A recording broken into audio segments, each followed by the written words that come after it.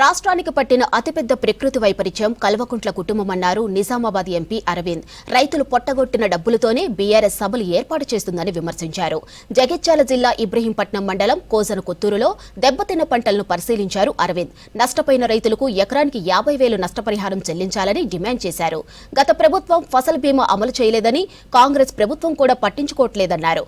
ఇక ఫసల్ బీమా పథకాన్ని అమలు చేస్తే రైతులకు భరోసా ఉంటుందన్నారు. రైతులకు భరోసాలు, బోనస్ల కన్నా పంట బీమా ముఖ్యమన్నారు అరవింద్.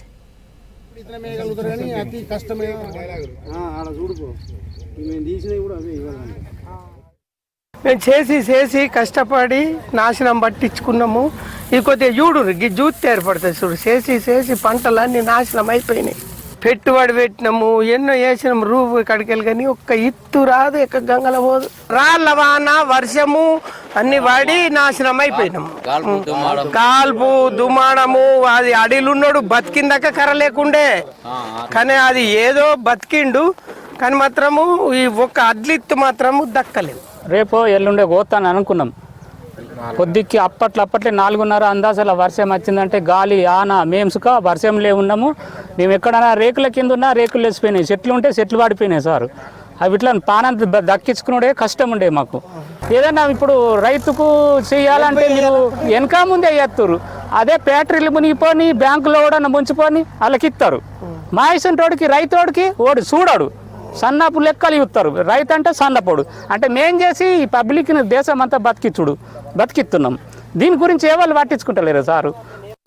ఏ గాలికైతే కేసీఆర్ నడిపిండో అదే గాలికి ఇంకా అధ్వానంగానే కాంగ్రెస్ ప్రభుత్వం నడుపుతూ ఉంది. భారతీయ జనతా పార్టీ ప్రభుత్వాలు ఎక్కడ ఉన్నా కూడా సిస్టమ్ డెవలప్ చేస్తాయి. ప్రభుత్వాల దగ్గర కూడా ఇక మా రేవంత్ నేషనల్ మీడియాలో కూడా మాట్లాడుకుంటా మన ముఖ్యమంత్రి నా దగ్గర పైసలు లేవని చెప్తున్నాడు.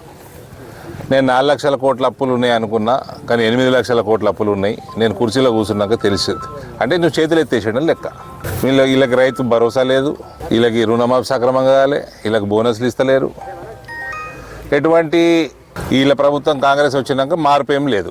ఈ 2 రోజుల వర్షాలకి నష్టానికి తక్షణమే 50,000 రూపాయలు మేము డిమాండ్ చేస్తూ ఉన్నాం. ఇది ఇవాళ అగ్రికల్చర్ మినిస్టర్ నిజామాబాద్కి వచ్చిండు. నేను ఈ నుంచి మళ్ళీ నిజామాబాద్ పోతాను. ఇప్పుడు అక్కడ ఆయనకి లెటర్ రాస్తాను, కలెక్టర్కి కాపీ పెడతాను.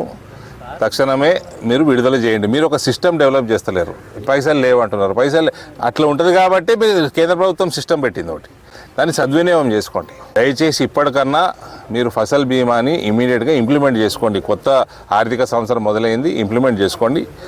ఇప్పుడు జరిగిన నష్టానికి 50,000 రూపాయలు ఎకరానికి ఇవ్వాల్సిందిగా మేము డిమాండ్ చేస్తాం.